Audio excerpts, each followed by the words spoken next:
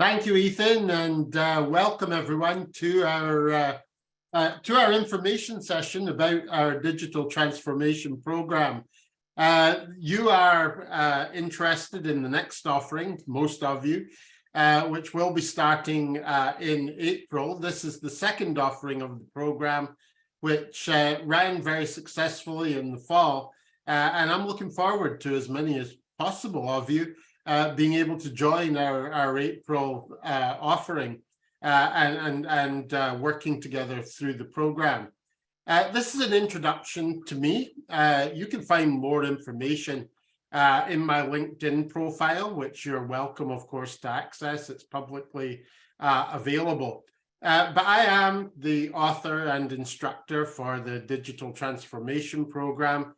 I am a full-time faculty member, a continuing lecturer in the Department of Management Sciences at Waterloo. And you'll see there in the profile that one of the things that I've done in the past has been to create project management simulations, 2 of them. We also now have a digital transformation simulation, which is made available to people who take the program and is also something that I think will be helpful in your understanding of digital transformation. I'm going to talk for maybe around half an hour. I'd like it to be shorter, but there's a lot of information to impart. But feel free at any point to contribute in the chat or to ask any questions that you might have. The era that we're living through today is often referred to as the fourth industrial revolution. And that revolution is apparent in many areas of industry and also many areas of society. And I think this is an important starting place in our understanding of digital transformation. It is the response that organizations are making to these changes that are happening all around us. So in this slide, you can see pictures that illustrate some important aspects of that industrial revolution. In the top left, you'll see electric cars. The automotive industry is changing very, very quickly. In the top middle picture, you'll see an operating room. The health sector is being dramatically impacted by technology today. The finance sector in the top right corner, many changes happening there, the impact of crypto. Will banks have branches in the future? Transformation in these areas. Retail, the bottom left corner, there's an Amazon Prime van there. Retail is changing very quickly, as I'm sure many of you will know. Even education in the bottom middle. This program's being offered online. We have designed this in a way that is intended to provide a high quality online program. There's been a big variation in the quality of online education, particularly during COVID. But it's our intention to create a good online program that is at least as good as what we might have done in the classroom in the past. All of this has led to a high degree of uncertainty. So all these changes and more have led to a lot of uncertainty for people in their lives. And that's reflected in the bottom right picture, where some unrest, some confusion is apparent in the world. The question over the future of democracy, a very, very important question, is one that is a very active question at the moment. So the fourth industrial revolution, we understand to have a number of characteristics. First of all, technological change is at the heart of this revolution. We've seen significant advances in technology, as you will all be aware, that are having an impact in a very wide range of areas in almost every aspect of people's lives. And that really is what's at the heart of the changes that we're seeing. Alongside that, globalization, the increase in connectedness around the world, the increase in global trade, but also connectedness in terms of global culture, and many other areas. That has also led to increased competition, rapid advance in products and processes, and other aspects of organizations that many of you may be part of. It has, as I referred to in the previous slide, led to significant social challenges and questions around what work will be like in the future, particularly, but also around issues like democracy, issues like conflict and international relations, many areas where the way that these things will exist in the future is to some degree uncertain and being defined at the moment. Economic challenges, what will the impact of automation be? There's been a rise in terms of protectionism between countries, an increase in trade barriers. Economically, there are questions around the fourth industrial revolution, and all of this has been accelerated by COVID-19. The increased use of technology has meant that things moved forward more quickly than may have been the case if we had not had COVID-19. So all of this has led to digital transformation being something that most organizations are considering, are at least looking at and saying, this new future, what does it really mean for us? If they have not already embarked on a change of some kind that is intended to address the challenges that this new world means for them. We do have statistics around how organizations are responding to this, and they do illustrate that this is in fact a revolution, that it is right to say that what we're going through now is a fundamental change in the environment in which organizations work. So 87% of organizations, according to some of the statistics we've looked at, say that they will be disrupted, that the way they do things now will change. 92% think that the business model they have today, the way that they do things today, the focus of their business perhaps, it means a lot of different things to different organizations, but 92% believe that the model they have today will not be good enough in the future. It won't be viable. So that in itself says that a change is necessary for the survival of most organizations. And this is something, a situation that has not existed really in the world in the past, in certainly the recent past. However, there is another statistic that is also one which should give us a high degree of concern, and that is that radical change in organizations is something that is usually not successful. Only 30% of organizations succeed in their digital transformation activity. And of course, that's something that we want with our program to try to improve. Employee resistance is a common cause of failure. 76% of CEOs say they need to be more human-centric. This illustrates that the digital transformation change, as I'm sure most of you know, is not simply about technical change, about taking one form of technology out and putting another in, or something like that, but rather is about change on both the human and organizational side of the organization and on the technical side, and we need to effectively be able to combine those. So our job is to try to improve the probability of success. This slide says that engineers have a critical role in that.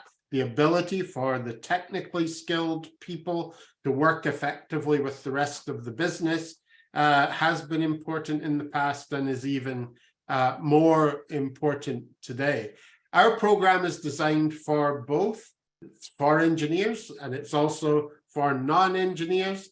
And I think part of the success we had in the fall with the program that ran then was that we had a good combination of people from a variety of backgrounds. I'll just share quickly some statistics with you that illustrate the change the world is going through at the moment. This slide shows the adoption rate of some of the new technologies. I am aware that there are others that could have been included in this list. But what it shows is that there are a wide range of technologies that are being adopted, that a number of most organizations have started to make some progress with this. But what we can see is, as we look at the yellow and black bars on this chart, a lot of the change has been small scale, and large scale change with technology is relatively rare. And so our organizations have put their toe in the water, if you like, but a lot of them have not gone further. And that's one of the things that we address inside our program. This next slide really tells us that the changes that organizations are trying to make with the technology that they're introducing cover a wide range. And what that means is that as we consider what organizations are going to do for their own digital transformation, we need to understand that there are a wide range of different things they're going to do, and a wide range of capabilities that they're going to need to be able to do that. A change in customer experience is quite a different change from workforce reskilling or improvements in existing products and services. So understanding how we put those things together, how we can effectively focus our digital transformation in the areas that are important to different organizations is also part of what we do in our program. The next two slides look at the challenges that are often encountered as digital transformation proceeds. We've done a lot of research at Waterloo on the reasons for digital transformation failure. We took that 30% success rate and we went out. We've done a lot of work to talk to organizations and understand why that 30% number is what it is. We looked at a range of studies that others undertook, and we also went out and talked to people ourselves. These statistics we can see here are an example of the areas of challenge as far as digital transformation goes. They show that those challenges are both human and organizationally centered, and also can be technical. And so being able to combine our understanding of both of these areas is especially important.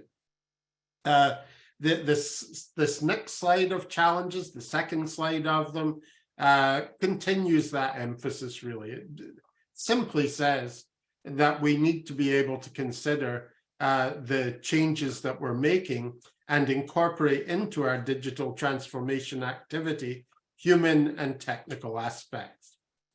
So what this means is that for someone to be an effective digital transformation leader involves a focus in a number of different areas.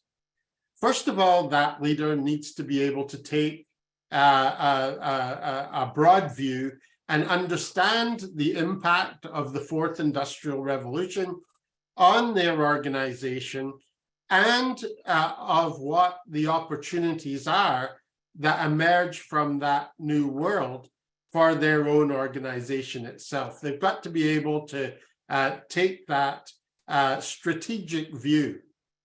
They also need to understand the technologies. And one of the great challenges for organizations today is that there are a very wide range of technologies, much more than we've had in the past, that they can pick from. and a wide range of ways in which those can be applied. I often think of this as being similar to going into a restaurant where there is a very long menu and having to make a choice about what you're going to eat. For some of you, that may be simple. For some others of you, it may not. But basically, there is this wide range of choice and possibility as far as digital transformation goes. And in many organizations, that's a challenge, being able to be confident about a decision given all these possibilities. And of course, this is something that we look at inside our program. Creating the strategic vision. So looking outside, the first bullet point here, understanding the possibilities of the technologies and putting those together in a vision for the organization is extremely important. Once that vision's created, developing a plan or a roadmap to achieve that vision, overcoming the challenges of implementation. We've looked at a few of those already. And then transforming the organization to be more capable from an innovation and continuous improvement point of view than it has been in the past. So we're moving from a world where organizations primarily tried to be reliably doing the same thing every day and not changing very much. They might have changed a little, but not that much.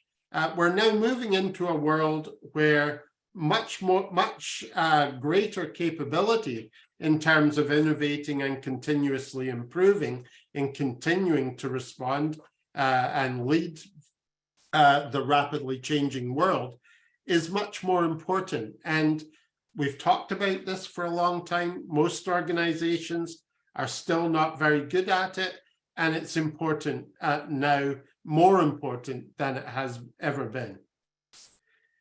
So as we have developed the digital transformation program at Waterloo, we've incorporated into that program a number of elements that we think are important as things that will help to ensure success or to make success more likely.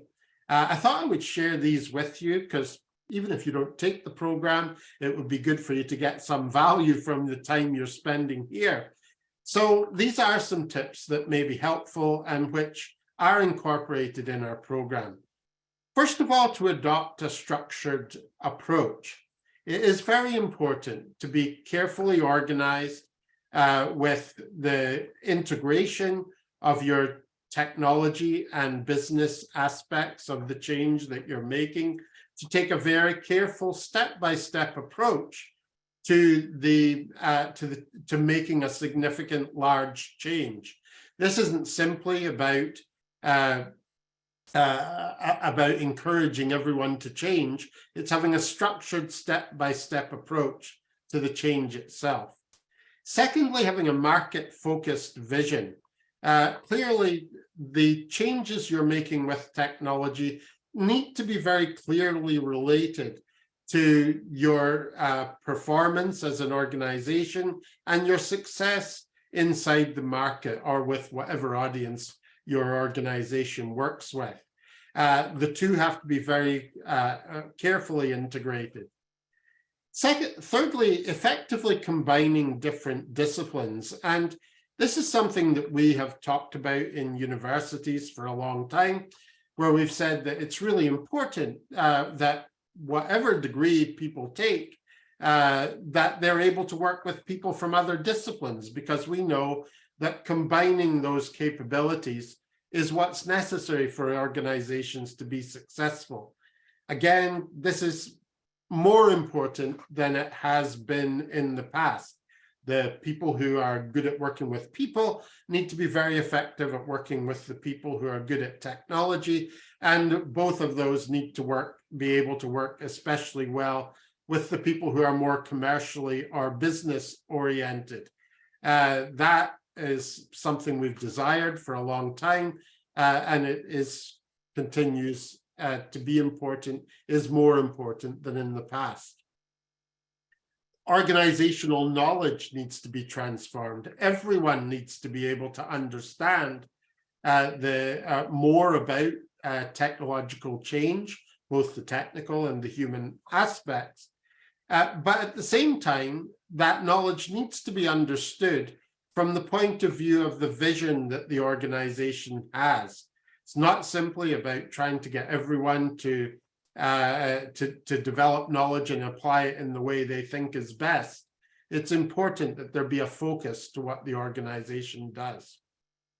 Very few organizations have ever implemented a change of the nature that digital transformation has. They've not implemented a radical change. The change they've made has tended to be relatively slow, incremental perhaps. And so leading revolutionary change, according to the data that we have gathered on this, is something that's very rare for most senior executives and senior managers in organizations. This needs to be part, this capability needs to be part of digital transformation leadership.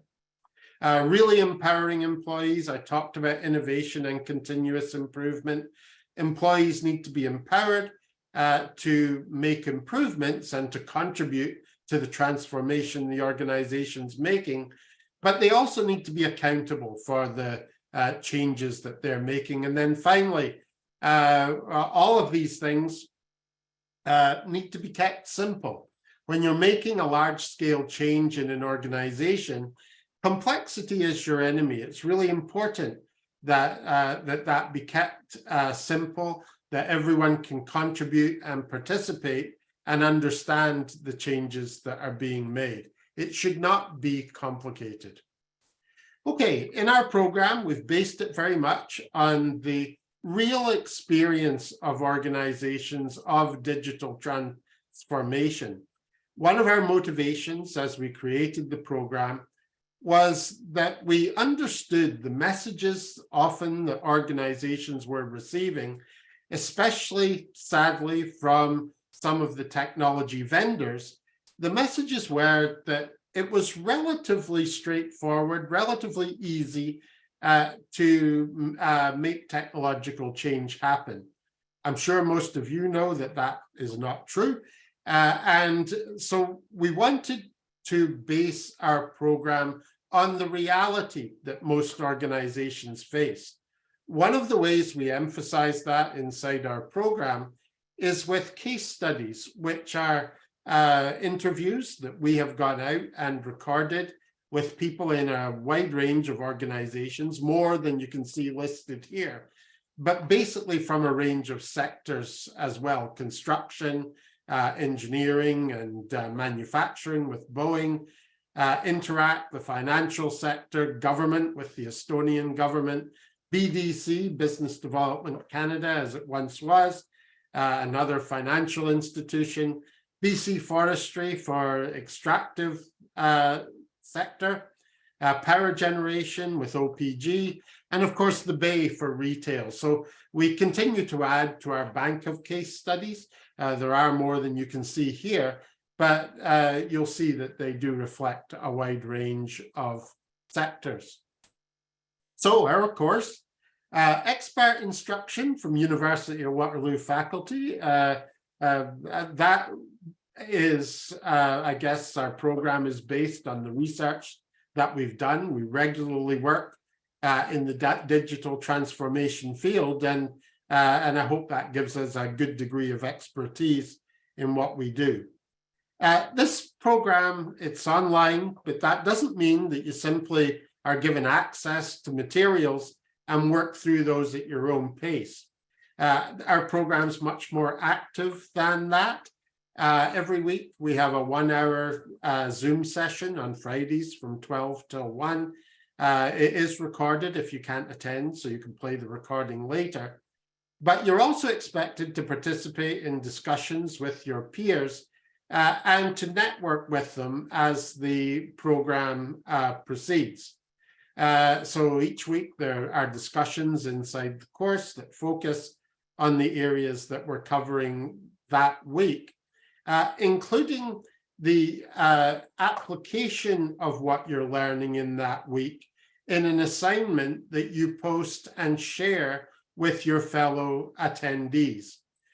So we're focusing very closely on the application of the knowledge that you are learning. I showed you the case studies from a variety of industries. We refer to those as we go through the program. The course takes about 4 hours of independent work online each week. So that is what you should assume to complete the program successfully. The assignments are graded. You only get your certificate if you pass the course assignments, which I think is very important. I think that adds value as far as your certificate is concerned. And it also motivates people to engage with each other and add value to the whole program.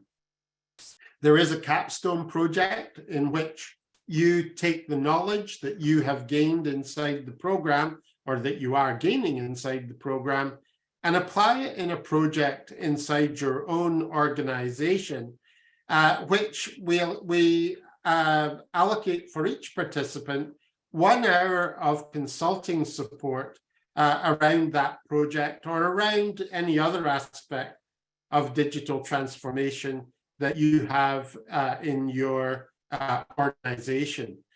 So there's individual attention as far as your learning is concerned. What you'll learn, a number of things, probably more than I hope than what's listed here. But the things you'll learn include that you'll be able to understand the impact that technology will have on your career, that you'll learn more about emerging digital opportunities and understand more about the technology and which technology will be the best fit for you. Understanding the common challenges that organizations face, balancing the human and organizational aspects with technical change, as I've already discussed, developing a comprehensive plan for your own digital transformation. We're going to take you through a series of practical steps and tools that will give you a model that you can apply inside your own organization. We'll look at innovative solutions to avoid challenges that you might face in digital transformation. We provide you with a set of tools and techniques, as I've already mentioned, and we develop your skills and your literacy so that you can better convince your own organization to implement their own digital strategy. So these are the things that are included inside the program. It's an 8-week program. These are the topics that we cover in each of those weeks. We start with a broad understanding of the Fourth Industrial Revolution and the impact that that's having in organizations, not just in engineering, as might be read into this particular point. We look at we then come from that broad view to look at your own organization, but with what is digital transformation for your organization. Week 3, we look at the technologies. You're provided with an overview of the wide range of technologies that are available today. Week 4, we look at transformation in practice, what's happening in those organizations that I referred to before and more, to give you a good practical understanding of what the reality is of digital transformation. Week 5, we work on creating your own vision, provide you with a process that will help you to do that. Similarly, in week 6, we look at your transformation roadmap. How do you take your vision and turn it into a step-by-step plan? 7th, we look at the challenges that you would face in your implementation. This is an area where we've done a lot of research. And then finally, innovation and continuous improvement. How do you develop a model in your organization that can continue to enable effective change in the future? So those are the program modules. This is an example of the roadmap module. It includes a number of elements, but basically we look at the design process for your roadmap. We look at the various elements it might include. We have developed a roadmap milestone matrix that helps with your planning activity. We look at various approaches to implementation of your roadmap, including predictive and agile approaches to project management. We look at integrating your technologies across the organization. So one of the challenges that organizations often face is that there may be technological change in one department, which is not consistent with that in another. And we have a model that we can use to ensure consistency and effective integration across the organization. Managing implementation, how do you manage the implementation process? We have a case study that provides an example of that. And then you consider the application of this in your own organization. And I think our exercise for that week is the development of your own digital transformation integration analysis matrix. So what this should show you is that each week is designed to provide you with a good understanding of that area, as well as practical tools that you can apply to actually do these things inside your own organization. So that is my presentation. I greatly appreciate you taking the time to follow it. But now I'm going to give you a break from me talking, at least to ask your questions, because I'll probably talk to respond to them. So yeah, if anybody has any questions related to the course itself or any of the information that Peter has just presented on, feel free to either post them in the chat, or if you would like to take your microphone off mute and ask them directly, then that is also welcome. So we'll just give it a minute here for questions to come in. And I do see that Lauren has raised her hand, so please go ahead, Lauren. Hi, Lauren. Hi, thanks so much for that. So actually, I just have a bit of a logistical question around the coursework itself. So you say it's like 4 hours a week. So is this like a combination, like you said, of the assignments? Sorry, let me back up. So readings, the assignments, are they like individual assignments? Are they cumulative assignments? They're assignments based on your own organization. So they're not cumulative in the sense that you don't necessarily have to have done an early one to be able to do a later one. But most people tend to have one aspect of their own digital transformation they're focusing on that they want to use consistently through their assignments. But they don't have to do that. That's for them to choose. Okay, great, thanks. You're welcome. We have a comment in the chat from Ruma. I don't know if there's much of a question associated here, but it is good to know that the course covers theoretical knowledge as well as practical knowledge on the tools that will help us to organize and manage digital transformation. So thank you for that comment, Ruma. Peter, I did receive a question privately that I'd like to share with you. So I feel like this question was inevitable, but what are your thoughts on ChatGPT and AI in general in relation to this topic? I think both have got a lot of potential for organizations to use, particularly as the amount of data that organizations have access to has grown. They're looking for tools that will help them exploit that data. And in that area, both of these are, I think, very valuable. ChatGPT, I think we have to have a degree of caution about, simply because we know that there's inaccuracy in some of its responses. So from a business point of view, I think understanding that and not applying it beyond its capabilities, assuming that it, for example, that it doesn't make mistakes, would of course be something that would be a problem. But I think they've both got lots of potential for future application for business, for good business objectives. Thank you, Peter. Yeah, I have received 2 more questions in the chat privately. Just a reminder, if you do want to post them in the chat, it's up to you if you want to submit them anonymously or to myself. I'm happy to share. The next one that I did get is, how are some ways that I can evaluate what technologies I should be spending money on?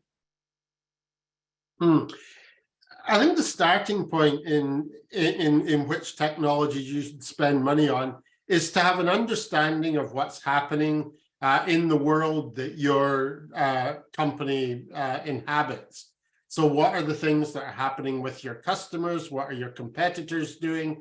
How is the world likely to change in the future?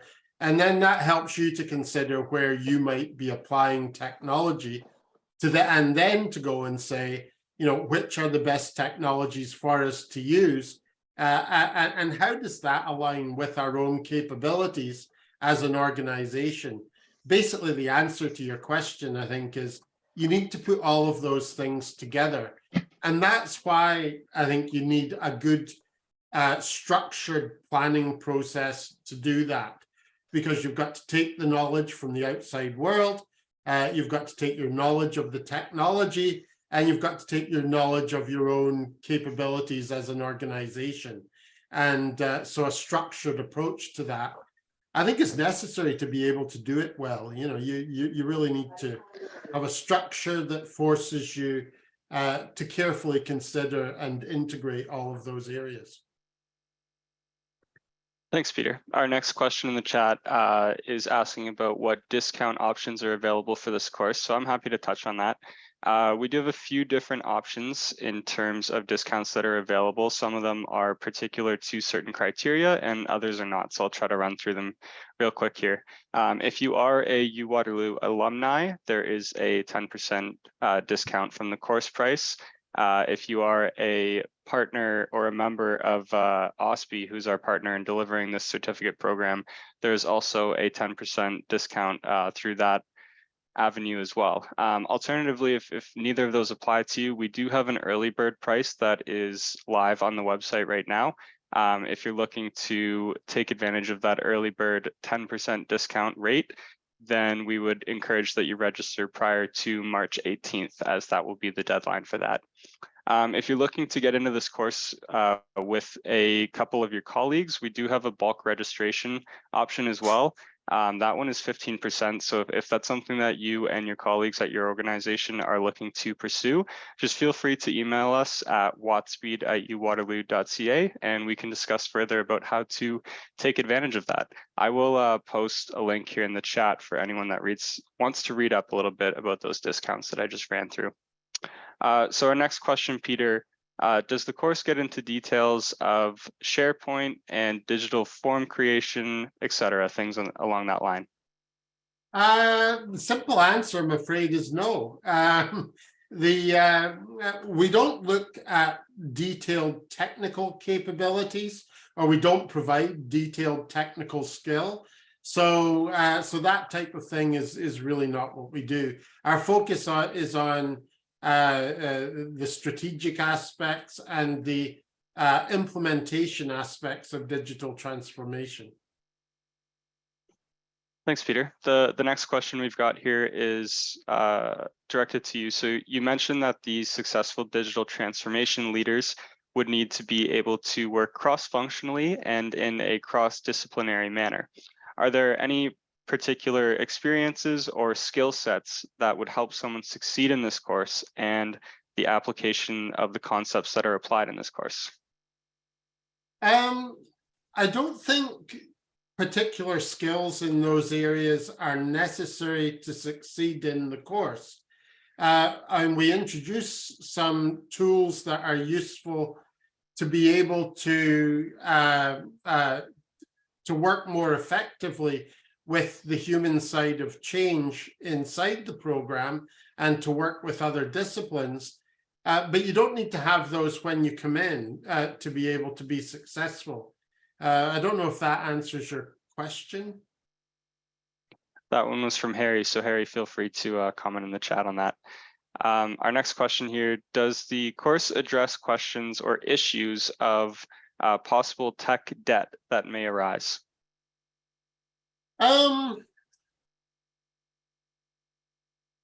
Not specifically. We don't have that inside the content. It's part of software development, is my understanding of tech debt. And we don't really go into that level of detail as far as the technology is concerned. So it's not a topic that is addressed inside the course.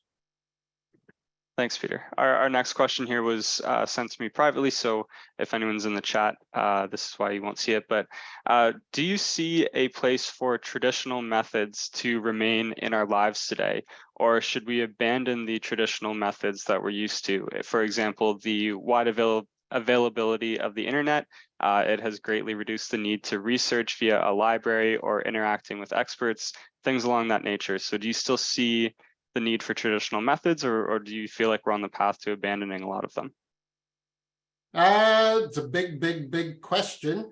I think the traditional methods in lots of areas are still likely to be very important. I think what you refer to there in terms of research, we still need good research skills to be able to use the internet effectively. And to conduct research, if that's one of the things that we're going to be doing. So I think traditional skills, skills in many traditional areas will still be important. On the other hand, there is a book that looks particularly at this. Peter Carr wrote a book, he's no relation to me, where he expressed concern about the loss of traditional skills.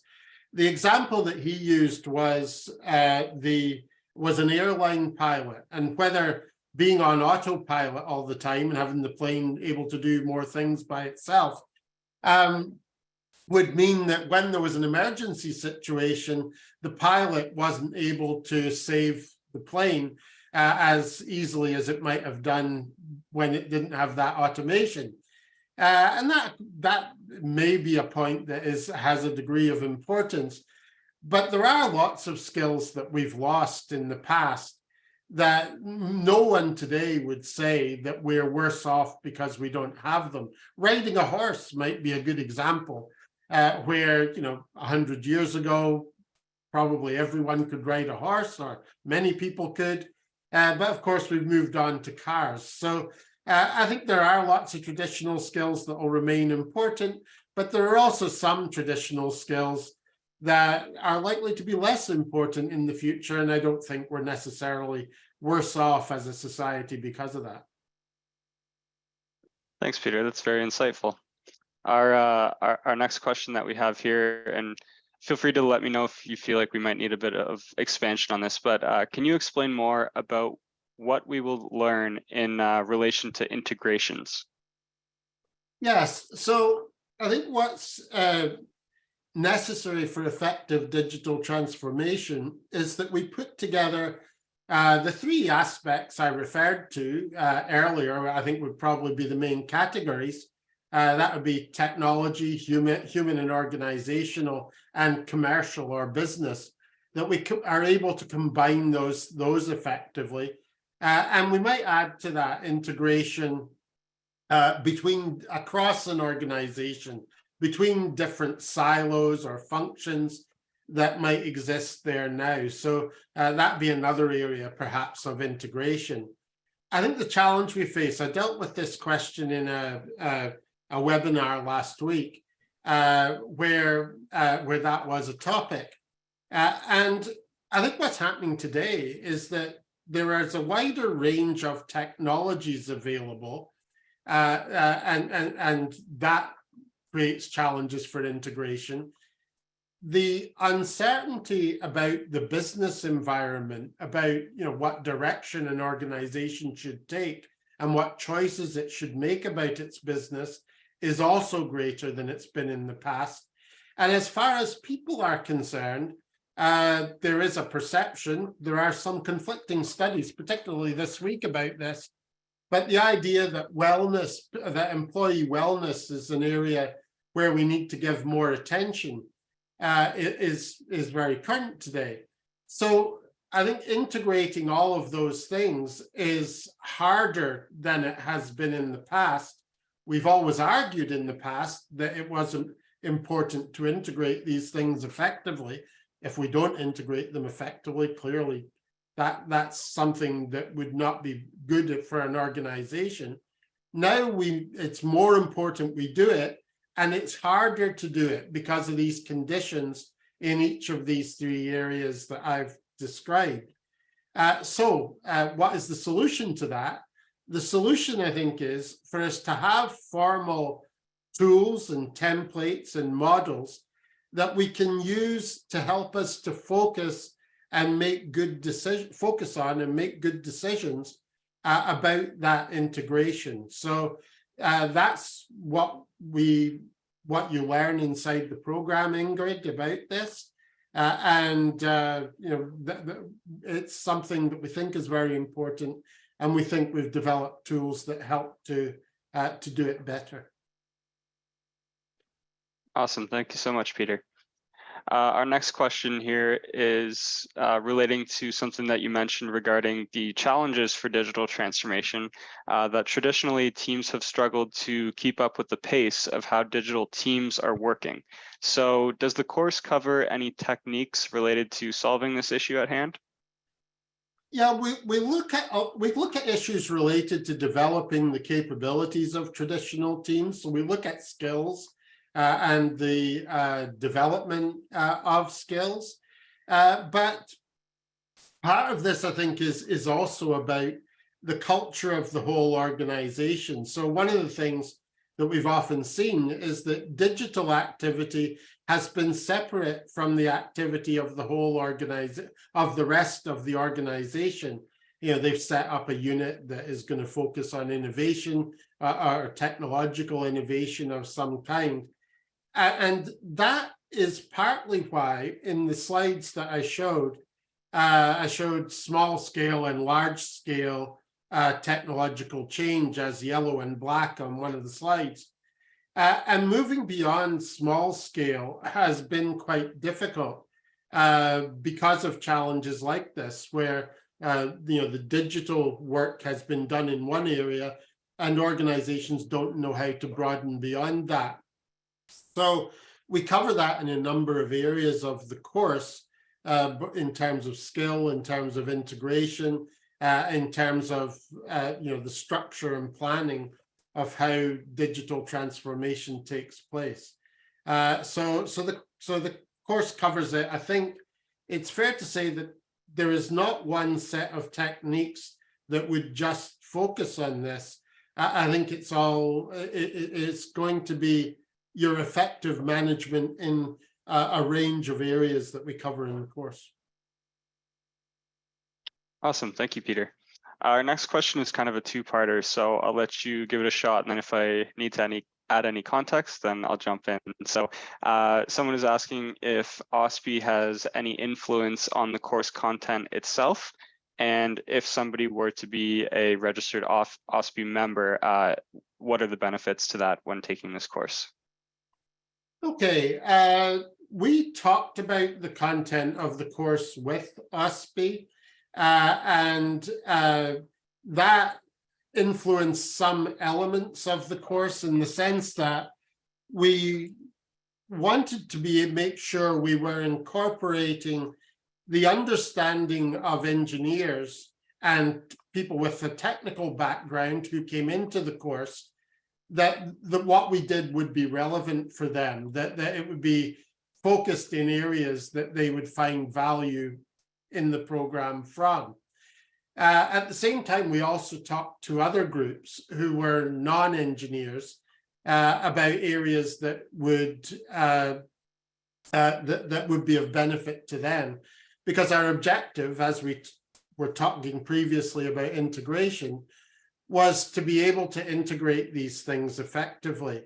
So we consulted on part of what we did to ensure that it was covering the things there that we wanted to cover, but that was not dominant in what we created. As far as OSPE benefits, whether OSPE provides you with benefits, it gives you a discount in our program. I'm not a representative of OSPE, so I can't really speak to what OSPE does. I know they do a lot of good work, but I can't really talk beyond that as far as benefits go. Yeah, and so that's not to say that, you need to be a registered member with OSPE to take the course. That's not the case at all. Obviously, if you are, you get to have the opportunity to take advantage of that discount.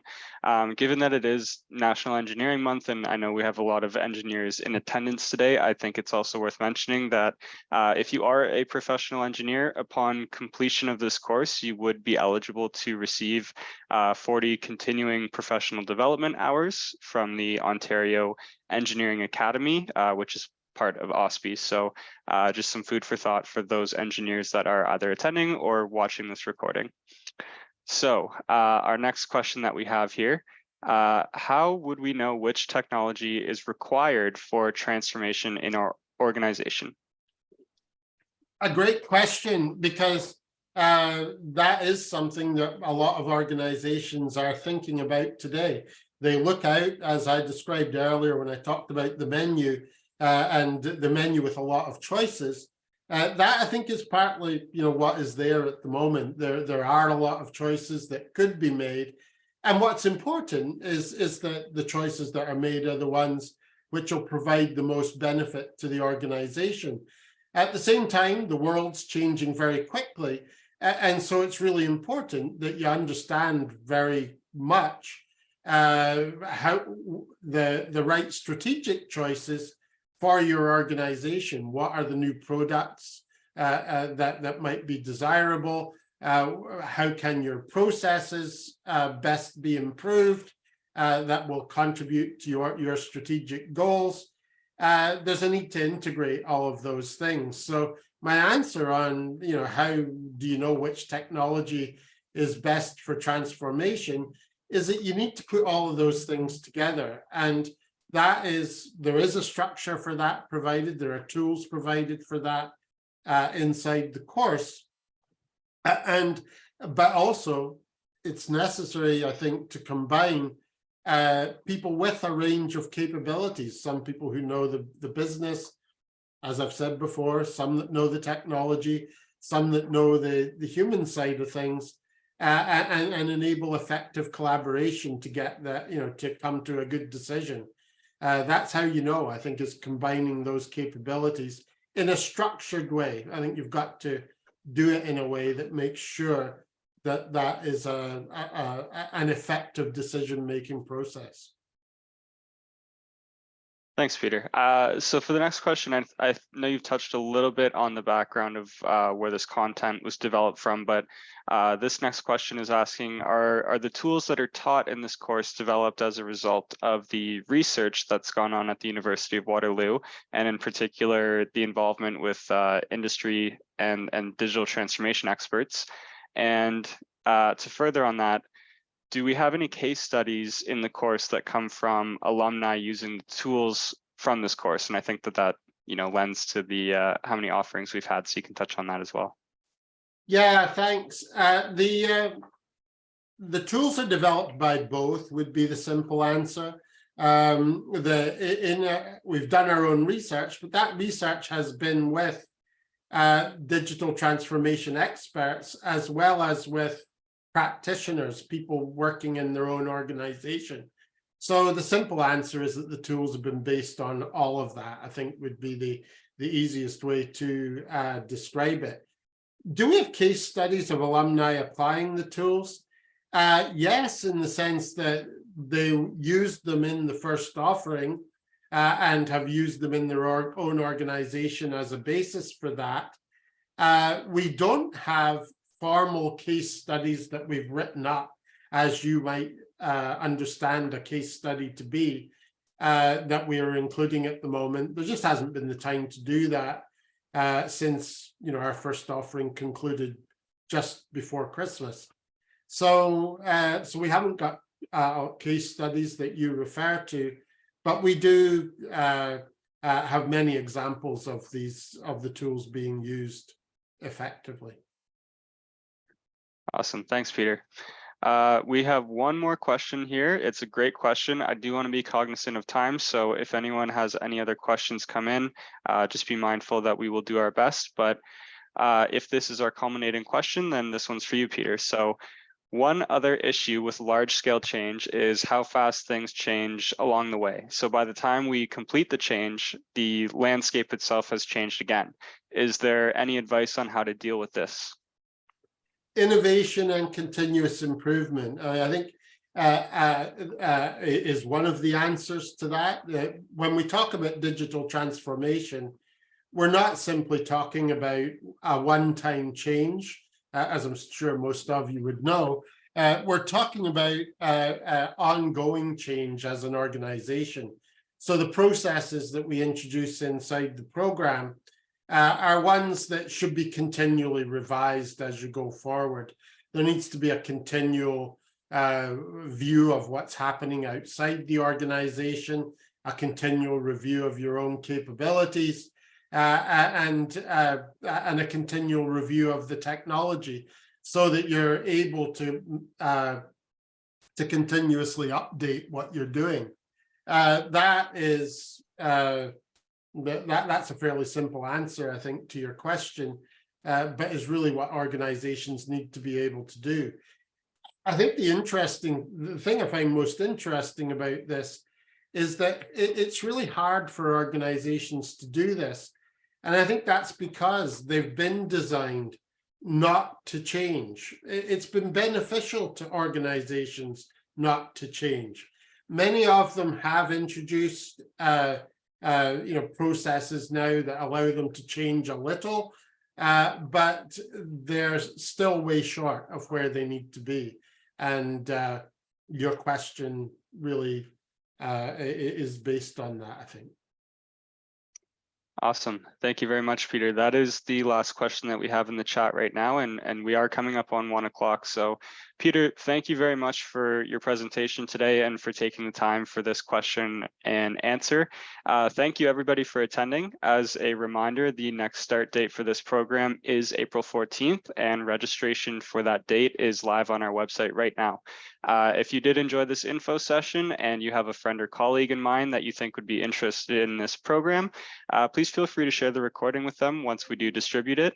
And if you are going through the registration process and you have any questions, please feel free to email us or give us a call at WattSpeed, and we would be happy to give you a hand. So once again, thanks everyone for attending today, and we look forward to seeing you on April 14th. Take care, everyone.